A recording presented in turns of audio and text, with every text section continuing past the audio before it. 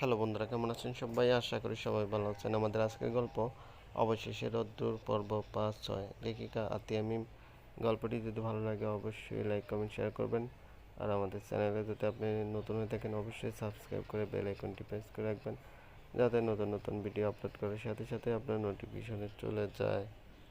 তাহলে চলুন গল্পে চলে যাই। আপা, শুনেছিস তোর বিয়ের ডেট তো ফিক্সড হয়ে গেছে? আচ্ছা।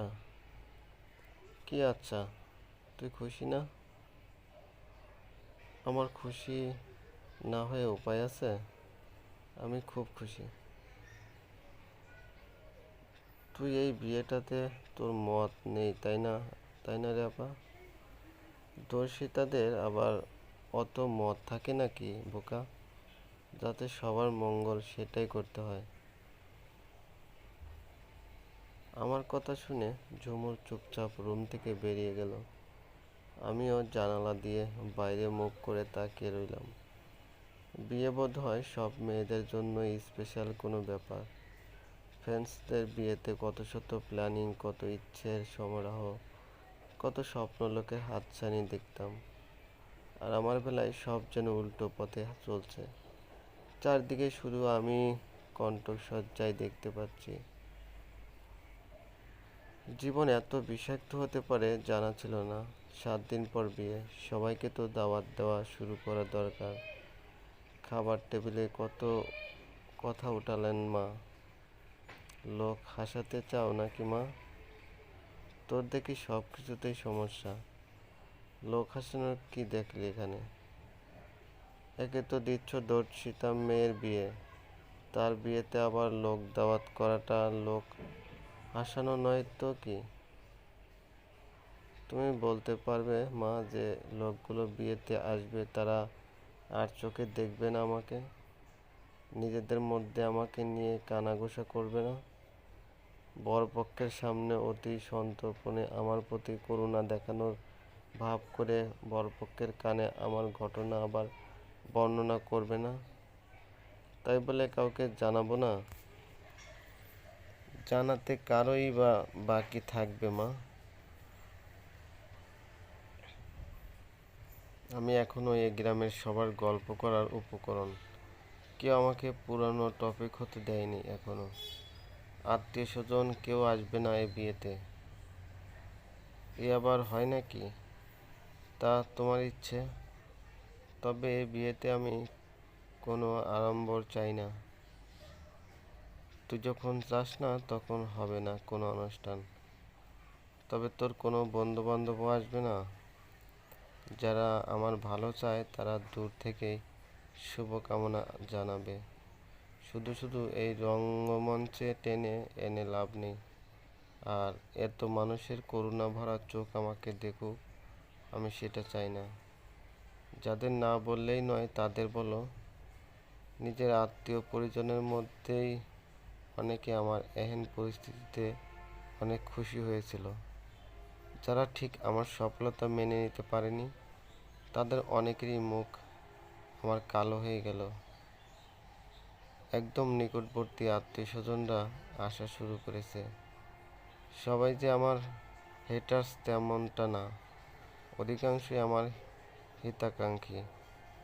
অনেকেই মন থেকে খুশি, আল্লাহর কাছে শুকরিয়া জানাচ্ছেন।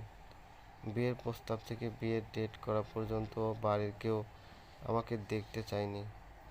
আমাকে বিরক্তি নিয়ে কারো বুঝতে হয়নি। রিয়ানকে আমি দেখিনি 5 বছর হয়ে এলো। দেখার ইচ্ছেও যে আছে তেমনও নয়। আমার কেবলই মনে হতে থাকে রিয়ানই আছে এসবের পেছনে। যদিও এর পক্ষে আমি কোনো জুৎসই যুক্তি দাঁড় করাতে পারিনি, তবুও মনকে তো বোঝানো যায় না। ওর প্রতি প্রথম থেকেই আমি নেগেটিভ ধারণা পুষে রেখেছি, তাই এবারও ওকেই দায়ী মনে হচ্ছে। বিয়ের দিনটা ক্রমেই এগিয়ে আসছে, আর আমার ভিতরে বাড়ছে অস্থিরতা। বিয়ের পরও বাড়িতে থাকবো কেমন করে, মানাতে পারবে তো? সবচেয়ে বড় কথা, রিয়ানের করতলে পড়তে যাচ্ছি আমি। রিয়ানের সাথে এক ছাদের নিচে, একই রুমে, শেয়ার করতে হবে ভেবে বুকের ভিতরটা তোলপাড় হচ্ছে। কে জানে আরও কি দুর্বিষহ দিন অপেক্ষা করছে আমার জন্য। সময়ের চোট এনে বিয়ের দিনে দাঁড় করালো। ও বাড়ি থেকেও গুটি কয়েক লোকজন এসেছে। প্রচণ্ড উৎকণ্ঠা আর এক বুক বিমুখতা নিয়েই বিয়ে হয়ে গেল আমার। চলে যাওয়ার সময় সব ক্ষোভ, রাগ, কষ্ট, অভিমান কান্না হয়ে বের হয়ে এলো। বাবার বুকে মাথা রেখে সব উগরে দিলাম কান্নার সাথে। বিদায় অবধি রিয়ান আমার দৃষ্টিগোচর হলো না। বিদায়কালেও দেখলাম না ওকে। যে গাড়িতে করে আমাকে নেওয়া হচ্ছে সেটাতে রিয়ানের ছোট বোন, ওর দুলাভাই আর দুজন কাজিন বসেছে। রিয়ান আসেনি। রিয়ানকে দেখার জন্য কেমন যেন একটা কৌতূহল বোধ হচ্ছে, কেন জানি না। রিয়ানের বাড়িতে আমার জীবনটা যে নিষ্কণ্টক কাটবে না তা বাড়িতে পা দিয়ে বুঝতে পারলাম।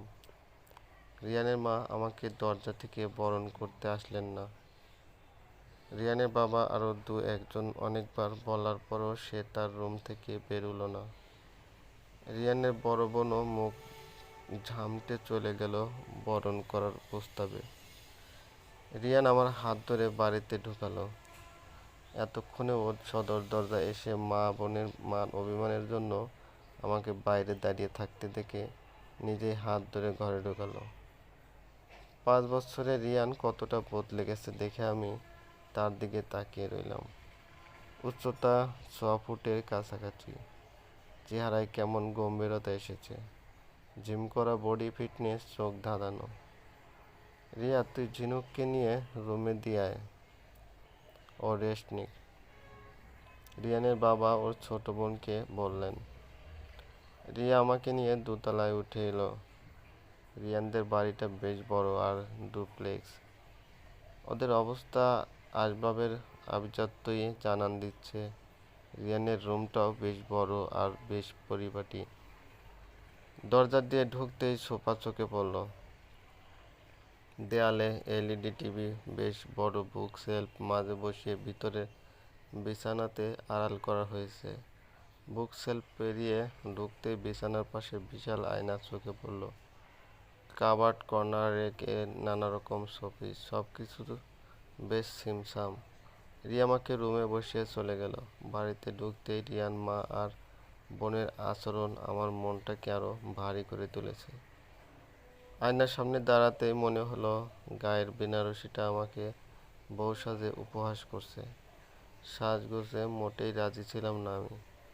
কাজিনরা জোর করেই সাজিয়ে দিয়েছে, এখন কেন যেন অসহ্য লাগছে। লাগেজ থেকে কাপড় বের করে ওয়াশরুমে চলে গেলাম। ফ্রেশ হয়ে বের হতেই দেখলাম রিয়া বসে আছে। তোমার খাবার নিয়ে এসেছি ভাবি, খেয়ে নেবে এসো। আমার খেতে ইচ্ছে করছে না রিয়া, তুমি খাবারটা নিয়ে যাও। খেতে ইচ্ছে করছে না বললেই হবে? সারাদিন যে তুমি কিছু খাওনি সে কথা কিন্তু আমি জানি। খেয়ে নাও, আর তুমি খাওনি সেটা শুনলে ভাইয়াও রাগ করবে। রিয়ার জোরাজুরিতে অল্প একটু খাবার মুখে দিলাম। বাড়ির কথা খুব মনে পড়ছে, কিন্তু ফোন ইউজ করা ছেড়ে দিয়েছি সে ঘটনার পর থেকে। ফোন নিয়েও আসেনি। বাবার সাথে কথা বলতে খুব ইচ্ছা করছে। বাড়িতে কল করে একটু কথা বলে নাও রিয়ান। কখন রুমে এসেছে টের পাইনি। ওর ফোনটা আমার দিকে এগিয়ে দিয়ে বলল। রিয়ানকে দেখে শরীরটা কেমন অসাড় হয়ে গেল। হেজিটেট হচ্ছে ভীষণ। নড়াচড়া করারও শক্তি পাচ্ছি না যেন। কি হলো, নাও, কল করো। লাগবে না বলেই উঠতে যাচ্ছিলাম। বসো এখানে, কিছু কথা আছে আমারও কিছু কথা আছে। আমি জানি তুমি কি বলবে। তুমি আমাকে বর হিসেবে মানতে পারবে না, এসবই তো। ওসব নিয়ে ভেবো না। আমি তোমার কাছে কোনো অধিকার চাইতে বিয়ে করিনি। আমি তোমার কাছেও যাব না। আপনি আমাকে কেন বিয়ে করেছেন? আমাকে দয়াই বা কেন করতে গেলেন? আপনাকে তো আমি অনেক অপমান করেছি, তারপরও আমাকে বিয়ে করার পেছনে কি কোনো বিশেষ কারণ আছে? আপনাকে বরাবর রিজেক্ট করেছিলাম বলে কি আমাকে নিরুপায় করে নিজের কার্য হাসিল করলেন? তুমি মিন করলে তোমার সাথে যা হয়েছে তা আমি ঘটিয়েছি? হতেই পারে। রিয়ান বেশ উচ্চ শব্দে হেসে উঠল। বেশ বলেছ, তোমার অনুমান মন্দ না। সে যাই হোক, মা আর বড় আপা একটু রেগে আছে, বুঝতেই হয়তো পেরেছ।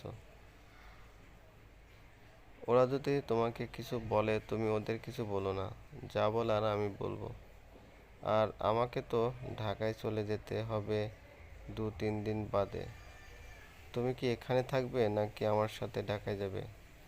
ভয় নেই, এখানে থাকো বা ঢাকায়, তোমার উপর আমি কোনো জোর খাটাবো না।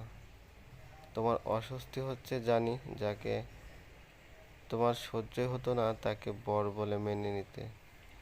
তবে তোমাকে পাওয়ার জন্য আমি সব করতে রাজি। তুমি শুয়ে পড়ো, আমি সোফাতেই শুয়ে পড়ছি। তোমাকে আমার সাথে বেড শেয়ার করতে হবে না। রিয়ান সোফাতে চলে গেল। রিয়ানের কথাগুলো আমার কাছে যে খুব ভালো ঠেকলো তেমনটা নয়। মনে হচ্ছে নিজেকে মহৎ প্রমাণ করার জন্য এসব বলে গেল। তাতে আমার কি? ওর প্রতি আগেও ফিলিং ছিল না, এখনও নেই। আমিও শুয়ে পড়লাম। তবে ঘুম এলো না। সব ঘটনা একে একে মনে পড়তে লাগলো। সেদিন সন্ধ্যার আগের জীবন আর সন্ধ্যার পরের জীবন নিয়েও ভাবলাম, কি থেকে কি হয়ে গেল। স্বপ্নেও কখনো রিয়ানের ঘরে আমি থাকবো সেটা ভাবিনি। আর আজ ভোরের দিকে চোখ লেগে এলো।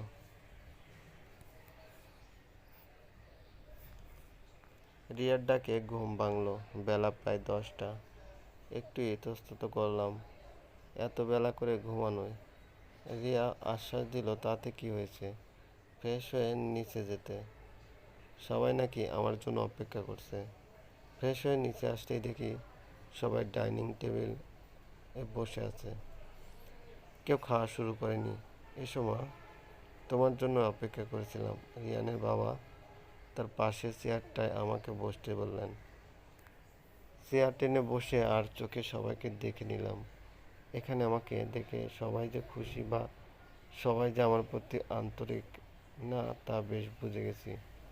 বিশেষ করে রিয়ানের মা আর ওর বড় বোনের মুখের ভঙ্গিমা দেখে বুঝলাম তারা আমার উপর বড় বিরক্ত। শোনো ঝিনুক, এ বাড়িতে কেউ এত বেলা করে ঘুমায় না। পরদিন থেকে সেটা একটু মাথায় রেখো। তোমার একার জন্য এতগুলো মানুষ এখনো না খেয়ে বসে আছে। এত বেলা করে ঘুম থেকে ওঠো কেমন অভ্যাস? বিবেচনাহীন কাজ করবার কারবার। বিরক্ত নিয়ে কথাগুলো আমার প্রতি ছুড়ে দিলেন রিয়ানের বোন। ওদের আবার বিবেচনা বোধ থাকলে তো খাওয়ার সময় এত কথাও কেন? আর ঝিনুক না হয় একটু বেলা করেই ঘুমিয়েছে। মেয়েটা এখানে নতুন। তাছাড়া কালকে সারা দিন তো কম ধকল দেয়নি। এত কথা বলার কিছু হয়নি এসব নিয়ে। খাওয়া শেষ করো সবাই। কেঁদো না মা, যা হওয়ার তো তা হয়ে গেছে। আর কেঁদে কি হবে বলো? প্লিজ চুপ করো, শান্ত হও একটু। আমার গয়নাগুলো রিয়ানের মায়ের কাছে রাখতে আসছিলাম। ওনার কান্নার শব্দ শুনে বাইরেই দাঁড়িয়ে পড়লাম। ভিতরে আপুও আছেন, কথা শুনে বুঝলাম। তুই আমাকে শান্ত হতে বলছিস? আমার একমাত্র ছেলের এত বড় সর্বনাশ হওয়ার পরও আমার ছেলেটাকে নিয়ে কত স্বপ্ন দেখেছিলাম। ভালো ঘরের একটা ভালো মেয়েকে বউ করে নিয়ে আসব। আমার ছেলের কপালে কিনা এইরকম একটা নষ্টা মেয়ে জুটলো। আমার ছেলের জীবনটাই তো শেষ হয়ে গেল, আর তুই আমাকে শান্ত হতে বলছিস? কি করবে মা, তোমার ছেলের ভাগ্যই খারাপ। না হলে এমন বিমূর্তি হয় নাকি?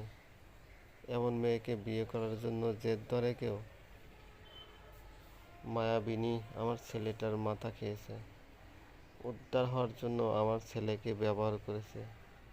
ওর বাবা মাকেও বলি হারি, নিজেদের এই কলঙ্কিনী মেয়েকে আমার ভাইটার ঘাড়ে ঝুলিয়ে দিয়েছে। এমন মেয়েকে কেই বা বিয়ে করবে? আমার ভাইয়াটাকে কিভাবে যে ওরা বশ করলো! অনেক চালাকি জানে ওরা। নষ্টা মেয়েকে আমার ভাইয়ের কাছে নয়তো গোছাতে কি করে? আমি আর দাঁড়াতে পারলাম না। এইসব শুনে খুব কান্না পাচ্ছে। আমি তো ইচ্ছে করে এই বিয়ে করিনি। আমার মতো ছিল না এই বিয়েতে। আমার বাবা মাকে নিয়ে এতগুলো কথা। আমার বাবা মা তো বিয়ের জন্য ওর কাছে আসেনি, ওরাই তো বিয়ের প্রস্তাব দিয়েছে। তাহলে আমাকে আর আমার বাবা মাকে নিয়ে এসব কথা ওরা বলছে কি করে? ঘুরে দাঁড়াতেই কারোর সাথে ধাক্কা লাগলো আমার। তাকিয়ে দেখলাম রিয়ান দাঁড়িয়ে আছে। ভেতরের কথাগুলো শুনে ততক্ষণে আমি কান্না শুরু করেছি। রিয়ান আকুল হয়ে তাকিয়ে আছে আমার দিকে। আমি রুমে চলে আসি, বিছানায় মুখ গুজে কান্না করতে থাকি। এতগুলো কথা আমাকে নিয়ে কেন বললো ওরা? আমি তো ইচ্ছে করে ওদের ছেলের জীবন আসিনি। আমাকে বারবার নষ্ট বলছিল। আমি কি নিজেই নষ্ট হয়েছি, নাকি এতে আমার কোনো দোষ ছিল? তাহলে আমাকে এত কথা কেন শুনতে হবে? কাঁধে কারো স্পর্শ পেলাম, তাতে যেন আমার কান্না আরো বেড়ে গেল।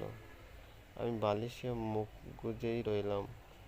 আমার কোনো হেরফের না দেখে একটানে আমাকে উঠিয়ে ফেললো। কি হয়েছে জিনুক, তুমি কাঁদছো কেন? ছাড়ুন আমাকে, ছোবেন না একদম। সরি, কিন্তু তুমি কাঁদছো কেন সেটা তো বলো প্লিজ। আপনি যান এখান থেকে। চলে যাব? তার আগে বলো তুমি কাঁদছো কাঁদছো কেন? কেউ তোমাকে কিছু বলেছে? আমি একটা আমি একটু একা থাকতে চাই। দয়া করে আমার উপর আসুন এখন।